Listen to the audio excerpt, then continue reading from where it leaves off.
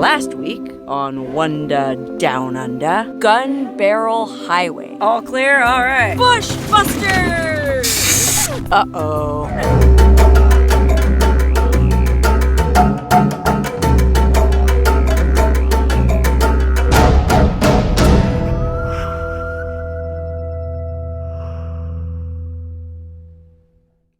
G'day, mates. Wonderhussy here, traveling through the beautiful Australian Outback with me good mate Bill and his Troopy. And there we were, barreling along the Gunbarrel Highway, having a fine time, blabbing about this, that, and the other, when all of a sudden we heard and felt a chunk. So of course we immediately stopped right where we were, got out to take a look, and, well, unfortunately, it's real bad. The whole friggin' wheel fell off. Look at that, it rolled clean off and took part of the fender with it. So we think what happened was the lug nuts weren't tight enough, I guess. And that, on this washboard road, all the jiggling and jostling knocked all the nuts loose, and then one of the bolts even snapped off. And we are way out here in the middle of the Australian Outback, deep in the bush. At least, oh gosh, we're probably like 140 miles from the nearest outpost of civilization, which is this cattle station, I think. God, that's like 150-ish miles that way, and then back that way. It's just a whole lot of nothing.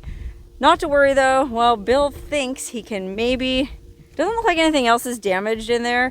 It's just that one bolt that snapped off, so he thinks he can take the nuts off the spare tire and use them to remount that wheel back on the car. And it might, just might, get us 150 miles to this cattle ranch. I don't know, man. This is a bumpy road. There's a lot of like really rough stuff, but there's also just a lot of washboard, and you know how that is, that rattles everything. And well, golly, we're already a shovel down, a tire down, and a cell phone down. Now we're also one nut down. I'm not sure we can make it, but not to worry. Bill is, well, first of all, he's chill Bill. He ain't sweating it. He's over there trying to see if he can do his field repairs and get this wheel back on. But even if he can't, even if that doesn't work, he had the foresight to buy this special hardcore expensive kind of travel insurance, to where even if you're in the remotest part of the Outback, I guess some dude in a Unimog or something will come out here and tow you to the nearest repair place. Yeah, it might take a few days because, like I said, we are way out here in the middle of nowhere. And even though there's an outpost of civilization 150 miles away, well, there's no real cities of any significant size other than Perth, which is all the way over on the coast. So, you know, it could be a while before someone comes to rescue us. But I don't know. I don't feel too bad about it. I mean, we have plenty of water, plenty of food, plenty of booze. We've got plenty of solar power. We've got a Starlink internet. I mean, if we have to sit here and wait for a few days, well, I feel like we could without too much discomfort. Although we are right in the middle of the road, which is going to be quite the inconvenience for any other travelers who come down this way. And you might go, oh, gee, Wonderhussy, who the hell comes down a highway way out in the middle of nowhere like this? Oh, well, you'd be surprised. Last night, just towards sunset, 5 other rigs passed us. There was 5 other people doing this trip. And then when I signed the guest book, if you watched the last installment of my Australian Outback adventure, I signed the guest book back at the last place we camped. And someone had been by there, gosh, I want to say a few days just before that. So it seems like people do travel this road every few days. Someone is probably going to come upon us. Maybe it'll be someone who can help us fix this thing. Or at the very least, if we're just sitting here waiting for this Unimog, well, they're certainly going to be well equipped enough to just go around us. through the bush. This piece has been bent into the brake rotor, so we're going to have to pry that down eventually. It worries me because I'm worried about damage to the brakes, but it doesn't look like there's damage to the brakes. Right now I'm sitting here debating. Even bothering? Yeah. Okay, Bill's gonna put out the Starlink so that we can call the insurance and at least just hear what they have to say. Because when we were looking at it, considering trying to put the wheel back on, well, this thing is snapped off. Okay, not a problem, we still have 4 good ones. But if you look, these things are off center, so it's almost like the whole thing got bent. And so the concern is if we do mount the tire back on and keep driving, it might just f it up worse. And like all men, Bill was very hesitant to call the insurance because, well, who doesn't hate asking for help? I hate asking for help, but he spent the money on the dang insurance policy. Why not? Off-road assistance. I just had a really serious problem on the Gunbarrel highway. My wheel came off. We're in the middle of the bush. If I try to put the wheel back on and... Oh gosh, poor Bill. I sure hope this expensive insurance pays off. Okay, great. Thank you very much. Bye-bye. What'd he say? What they'll do is they'll come out here with a Mondo vehicle and they'll put us on it and take the car to wherever. And but where do you... Perth is the only city of any size anywhere on this whole half of the friggin' continent. Well, there are a couple of other cities, but I doubt if they have much of a facility there. Hey, Bill, is this fun? No, but I mean, it is what it is. Bill, you're all right with me. I'm having a great time, and what I appreciate about Bill is I wasn't going to film any of this because I felt bad for him, but he said, get your camera. This will be an interesting video. It is. Bill is okay in all of our books, so I don't want to hear any comments bagging on Bill. If anybody does, they're going to have to answer to me. Bill, how much water do we have? 70 liters, maybe. Okay, and how much solar power do we have? Well, we're 100% on solar, and it's generating more power than we're using, even though we're running the Starlink and the refrigerator. And most importantly, Bill, how much gin do we have? Half a bottle. I think we'll be okay. Kanga bangers! Bill, here we are trapped in the outback overnight, and you want us to eat kangaroo wieners? This is a special occasion. Since the off-road people aren't going to be able to come rescue us today, well, we just decided we might as well camp right here. We have no choice, so I set me swag up over yonder in the bush. Bill, unfortunately, has no choice but to sleep on this wobbly-ass contraption he calls a Troopy. Meanwhile, I went around and rousted up a bunch of firewood so that we could have a rip-roaring campfire over which we can grill steaks. That's right, Bill has been rolling around with a couple of steaks all week long, waiting for just the right occasion. And if being stuck in the outback isn't that occasion, well, then I don't know what is. My only regret is we don't have any champagne. But if you look at these branches I collected to burn in the campfire, well, this is what caused all the trouble in the first place. Now, when Bill first told me he thought what had punctured the sidewall was one of these branches, I thought, a branch busting through the sidewall of a hardcore off-road tire? Get out of town. But he's not kidding. These things are friggin' deadly. Do you think this is a mulga tree? Could be a mulga. I'm not sure what kind of tree it is, but they're super duper sharp. I believe very well one of these things could puncture a sidewall. So it serves this sucker right to end up being burned in our campfire. According to Google, the time to arrive here is about 10 hours from Laverton. Holy moly. We're gonna send somebody out here from the closest town. Now keep in mind, one of the things they say about this part of Australia is you're closer to outer space than you are to any other towns. And apparently that's right, because the Kármán line is 62 miles above the Earth. That's technically the beginning of space. And Laverton is how many miles? 360. 360 miles. Oh, yeah, 10-hour drive. Okay. Well, we're going to be here for a while. Might as well make some cocktails. It's a knife. Cheers, Bill. Cheers. The tow truck driver. Hello? Well, we're doing what we can do. What can I say? All right, thanks. I appreciate it. Thanks a lot. Bye-bye. Great guy, man. Wow, so he sounded cool? He was definitely cool. There's no two ways about it. And the Aussies have all been cool. Yeah, they have. I can't wait to meet this guy. He says his name is Andy, and he's coming from a town called Laverton. It's going to take him how long? 8 hours to get here? Google says 10, but he said 8. Well, you know how these guys in Laverton drive. Anyway, he'll be out here tomorrow afternoon. He thinks he has all the stuff in his yard to fix it. Bill described the problem, and well, with any luck, we'll be out of here tomorrow afternoon. But in the meantime, might as well enjoy this.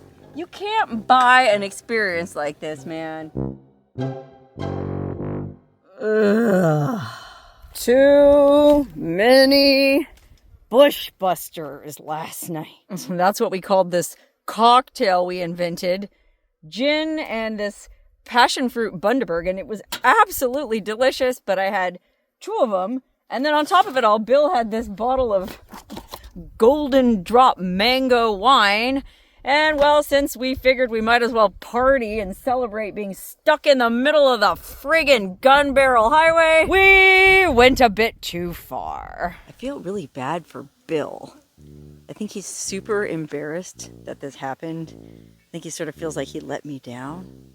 But what Bill doesn't understand is that this is possibly the best thing that could have happened. Certainly in terms of exciting YouTube videos. I mean, breaking down in the Australian Outback in the middle of the Gunbarrel Highway, where we're closer to outer space than any towns. I mean, whoo-wee. The title of this video writes itself. And honestly, it's not even hype. I've spent a lot of time in the middle of nowhere, but I've never been as literally in the middle of nowhere as I was where we broke down. Still, we were optimistic. The tow truck driver said he'd be there by late afternoon, so I went ahead and broke camp so that I'd be ready to leave as soon as he got there. But as the afternoon wore on with no sight of a tow truck and the sun sinking toward the horizon, despite our best efforts, despair crept in. Dang it, I only have one more pair of clean underwear left. This guy better get here. Andy! Where are ya, mate? Eventually, we gave up, reassembled the swag, and resigned ourselves to another night stranded in the bush. But just when we'd given up hope that anyone was gonna come save us... Hello? All right, we'll see you when you get here. He's on his way. Dude, driving on this road in the dark in whatever tow truck. These Australians, woo-wee. You got a cold beer you can offer him? I've got a cold beer. Hope he likes Kanga bangers. Now, Bill said the guy sounded cool on the phone, but still, we had no idea what to expect. But lucky for us, we were in for a real treat. Man, you turned that around like nothing. Okay, I guess I was expecting some swaggering Aussie redneck bush beast. I mean, who else drives 10 hours to the middle of nowhere to drag a 7,000-pound Land Cruiser 400 miles back to the nearest town? Look at that. Outback tilt tray and recovery. No track too tough, no rescue too remote. There's his camp gear. He slept in his truck cab overnight. He rolls prepared at all times. But Andy was totally unpretentious. We have an old saying, light beats might. Personally, my own vehicles, I use standard size wheels, standard size tyres, just as it came from the factory. There's a saying, all the gear, and no fucking idea. And come to find out, his philosophy had been well tested. He wasn't just some backwoods bushman. He used to run overland tours all over the world. How many countries do you figure you've been to? About 76, I think. 76 countries, wow. A few people put up some YouTube things. I'm on YouTube a couple of times. Oh yeah, you're a YouTube star? Well, Andy, you're a YouTube star now. American women love a man in uniform. This morning he was shaving with a machete. It was just like Crocodile Dundee. The best way is to strap the axles and then the body can bounce around, see. His little kid's camp chair that he found at the side of the road. But it's got to, you can't put a full-size one. No, you gotta have that kid size. Even a big bloke like you, sit right in that kid's chair. That's why I've got to keep an eye on my weight. Ah, otherwise your ass won't fit in your chair. Once Andy had us all loaded up, it was time to climb in his truck, which was just as manly as him. Look at that, the truck's called Mulga Man, because it's a man German truck and the mulga trees and mulga bushes. And he's got Ganesh protecting him from, I guess, any kind of misfortune on the road. Seriously, this was not exactly what I expected from a bush mechanic in the Australian Outback. But Andy was no average guy. He'd led overlanding expeditions across 3 continents, through Africa, South America, and the Middle East, and his travels were also protected by some kind of crazy talisman from Pakistan or somewhere, dangling from the roof of his cab. And you said this truck is 40 years old? It's just turned 40. How about that? Runs like a champ. Boy, you never know who you're gonna run into in the bush. And if Bill and I had been apprehensive about spending 10 hours in a truck with some schlub, we needn't have worried. Andy had all kinds of interesting stories, and we all got along so well that the time positively flew by. Oh, hold on. Sticker break. Uh-oh, look at that. We got a buggered rear tire. Woo, good thing he's carrying 2 full-size spares. What do you guys call WD-40? Do you have like a nickname for it? Well, that's actually WD-40. Okay, you don't call it like some, I don't know, you guys call it like McDonald's Maccas and Biscuits Bickies, like you're all these shortcut names. I thought you'd have some funny name for it. No? Oh, I'm disappointed. Well, you guys came up with a selfie. Oh, did we? I think so. I think that's an Australian innovation. Yeah, we can thank you for that. Bluetooth's an Australian invention. It is. Uh-oh, Bill's got to set up the Starlink so we can call ahead and see about getting accommodations for the night in Laverton. We need showers. Boy, I hope they have a room. I'd love to stay at the Desert Inn in Laverton, Western Australia. Unfortunately, they were all booked up at the Desert Inn, but Andy recommended another place run by a very interesting flat earther friend of his. Yay! We don't have to sleep in Andy's yard. Woo! Although he did offer 5 more hours. Time flies when you're having fun. I'm not kidding. It really did take 10 hours to get to the nearest town from where we'd broken down. But I guess that's all in a day's work for a bush mechanic in Western Australia. Andy had rescued people from even more remote places than us, so it was no big deal. No big deal, that is, as long as we made it back to Laverton by 8, because there was only one pub, and that's when it stopped serving food. And we were starving.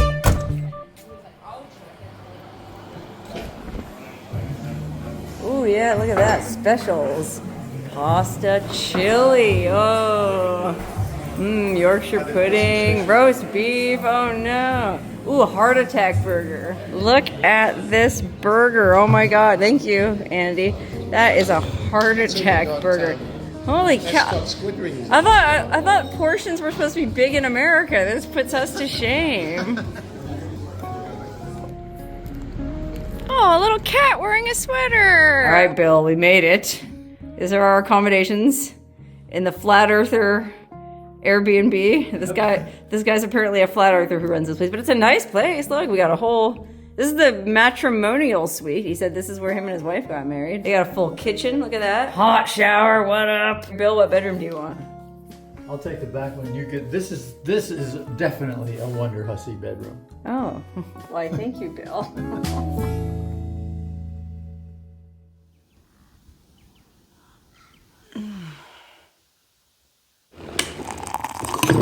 All right, let's go check out Laverton. Oh, look at this. What a pleasant little town. It was dark when we drove in here last night, so we couldn't really see much, but it's adorable. Oh, look at that, the Desert Inn. Just like Vegas. Uh-oh, look, recent snake sightings. In the wintertime, I thought I was safe. Okay, Laverton, Australia, population 407, according to Wikipedia, is a gold mining town, and very reminiscent of the mining towns I've visited in Nevada. Basically a bunch of manly men doing manly stuff. And this isn't really critical either, so it elongated those holes. Sure enough, Andy had most of the parts he needed to fix our wheel laying around his yard, which was one of those places that had a little bit of everything. I mean, it's not like there's an auto zone in Laverton. You have to make do with what you have on hand in the Outback. Andy, the Crocodile Dundee of the mechanic Outback.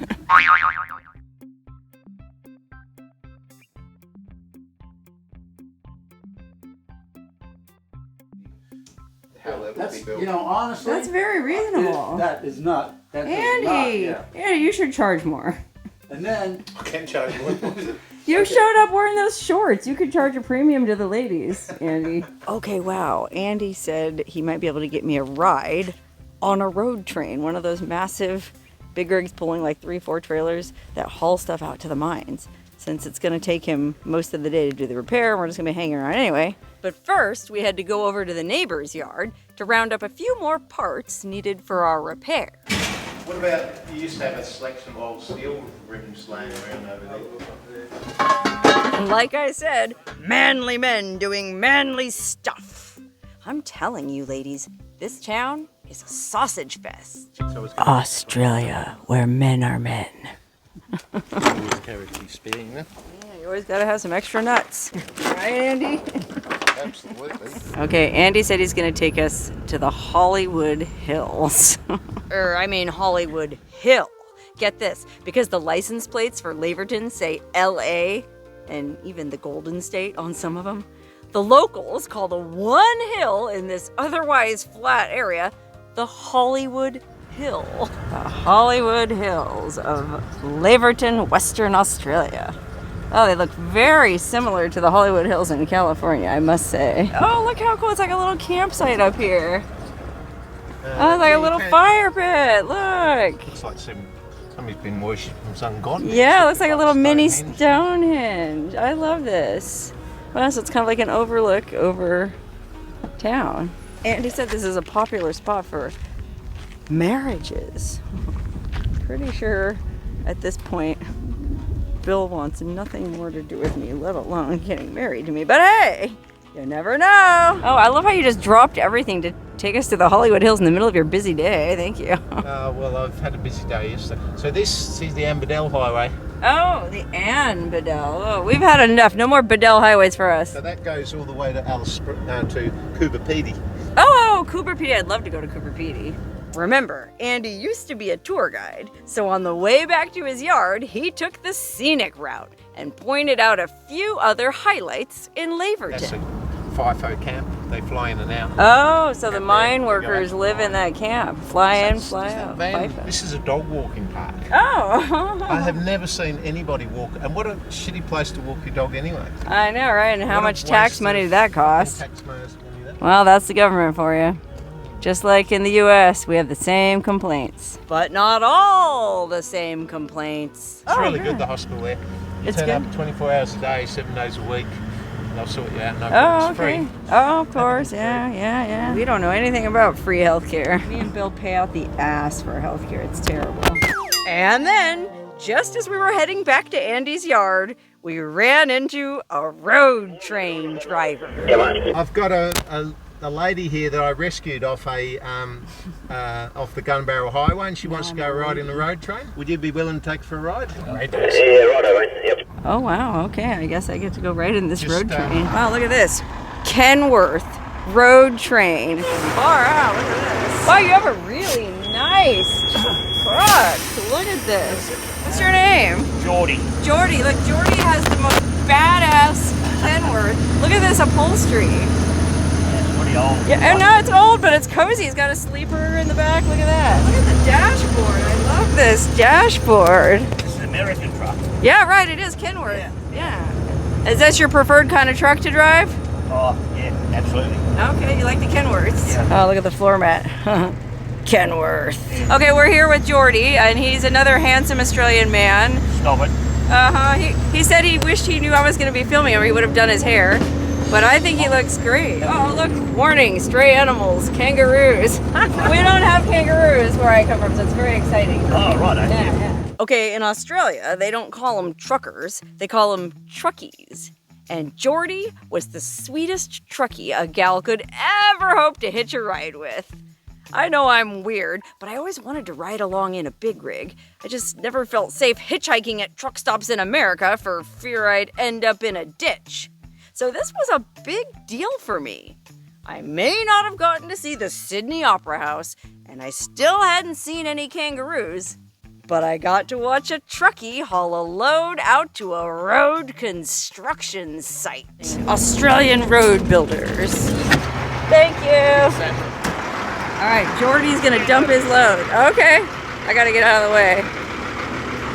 Oh, look at that. Without trucks, Australia stops. Wow, how cool is this? I mean, that's the way these roads are out here, man. This is like a major road, and it's dirt. There's not a lot of paved roads out here in Western Australia. Look, here it goes. Oh, look at Geordie. That is one cool dude. I know I have a lot of truckers who watch this channel. That's a friggin' long load to haul. Am I right? These road trains are no joke. Thank you, Geordie. Very much appreciated riding with you. Yeah. Safe travels and good luck. No, good on you. Okay, bye. Take it easy. Wow, what a nice guy. And oh, what beautiful blue eyes. Am I right, ladies? Boy, these Australian men. Woo! There he goes. Bye, Geordie. Man, having that wheel fall off was like the best thing that could have happened to us. Because if it hadn't happened, I wouldn't have had any of these experiences, okay? Most people go to another country and you go to like the museums and the tourist attractions. Me, I'm riding around in road trains and hanging out at wrecking yards. Hello, boys, I'm back. Oh man, I can't handle any more handsome Australian men. My blood pressure is already sky high. Oh, you're Irish. Oh, okay, I guess I can. This is Sarah James. Hello. Hi, James. Nice to meet you. Oh, Irish scumbag. Golly, you let him talk to you like this? Oh, it's offensive. I know, very offensive. I mean, where I come from, we think very highly of the Irish. I just want you to know that. Trouble not is the they worst. keep coming to Australia and stealing all our women. Oh, is that the Well, deal? maybe we need to make more of an effort. That's probably it. Yeah. Yeah, I mean, clean yourself up a bit, you know? I mean, golly, covered in flies. You expect to attract anybody like Those that? aren't bad at the moment. Hi, what's your name? David. David, and you're also Irish? Yeah. Oh, okay, another fine-looking lad. So many handsome men here. Are there no women in this town? No, it doesn't seem like it. All the police officers are women here. Oh, I like that. A bunch of female cops and a bunch of studs. Wow, this is like a movie over here. All right, Andy found a new bolt to replace our broken one, and we will be back on the road in no time flat. Only problem is, with all these men around, I never want to leave. I mean, golly. Okay, ladies, are you interested in seeing Andy's donga? No, it's not what you're thinking. These are called dongas. They're like, I guess these are prefabricated buildings that are used at mine sites, you know, like temporary housing, like for a man camp. Well, Andy has turned this donga into his basically office / living quarters, I guess. Oh, look, yeah, here's his bathroom. There's the shower. Oh, look over on this side. It's like storage. There's his sleeping bag and his cushion and stuff that he used to sleep on when he came out to our camp. I don't want to be nosy and open all these doors, but he said he had like a washing machine and everything, and then his office is in this room, and that's where we were earlier. Look how cute. This is his little man cave. He's got his kitchen, he's got his desk, he's got his calendar with all his towing work lined up, and he's got this map showing all these crazy overland expedition routes and travels that he's done. He used to lead overland tours all the way from London down to South Africa. Isn't that wild? But he's also traveled around quite a bit the rest of the world. Look at that.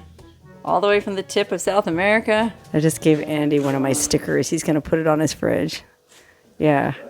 Andy, are you familiar with the term camel toe? Yeah, so Yes. Oh, okay. Have you had that joke made? Yes, nice you use that as a name, and I said it's a little bit crass. Yeah, that's what we like about you, Andy. You're classy. Class and crass. Okay, Andy. Andy has a wise crack that he's real proud of, and he wants to repeat it on camera. What is it, Andy? So I reckon we got a good theme song for their little trip now. Oh, okay. A theme song. What is it? You picked a fine time to leave me loose wheel. With 4 left bolts and all the nuts in the field. Right? We've had some bad times. Lived through some sad times. This time my hurting won't heal. You picked a fine time to leave me loose wheel. Yeah! Boy, I tell you what, that loose wheel really was the best thing that could have happened to us. Sure, it would have been nice to say we'd driven the whole Gunbarrel highway, and sure, it would have been nice to see Carnegie Station. But if we hadn't lost that wheel, we wouldn't have gotten to know the good people, and by that I mean manly men, of the fascinating mining town of Laverton, Western Australia. So if you're headed down under, well, Laverton probably isn't on your itinerary, but if you happen to suffer a mechanical breakdown within a 700-mile radius of it, call Andy. He'll be glad to come get you. What a long, strange day. Or as they say, what a long, strange trip it has been. Ah, look at that. The Troopy is all put back together. The wheel is back on. I guess we gotta leave. But Andy said he would join us at the pub for dinner, and we'll head out in the morning. All right, Andy, mate, thank you for everything you've done for us. We can't thank you enough. Bill and I both, really, you're tops in our boat. Cheers. Not a problem. Thank you, mate. It was a pleasure. So he says.